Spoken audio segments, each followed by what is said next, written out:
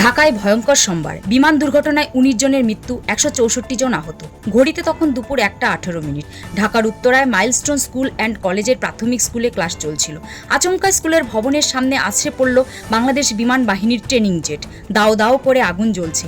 এরপরে চারিদিকে ধোঁয়া, আর্তনাদ, এদিক থেকে ওদিক ছোট ছোট পোড়া দেহ, প্রাণপণে এদিক থেকে ওদিকে ছুটছে মানুষ। চোখে দেখা যায় না সে দৃশ্য। দুর্ঘটনার খবর ছড়াতেই দিশেহারা হয়ে ছুটে আসেন পড়ুয়াদের অভিভাবক। আহমেদাবাদে এয়ার ইন্ডিয়ার বিমান দুর্ঘটনার যে দৃশ্য সকলে দেখেছেন, একই রকম ভয়ঙ্কর বাংলাদেশের এদিনের ছবিও। মৃত্যু হয়েছে দুর্ঘটনাগ্রস্ত পাইলটেরও।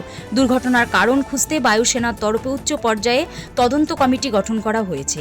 বাংলাদেশ পুলিশের তরফে ন্যাশনাল ইমার্জেন্সি নম্বর 999 চালু করা হয়েছে। রক্ত দেওয়ার জন্য হাসপাতালের সামনে রক্তের গ্রুপ লেখা প্লেকার্ড হাতে লোকজন দাঁড়িয়ে রয়েছে।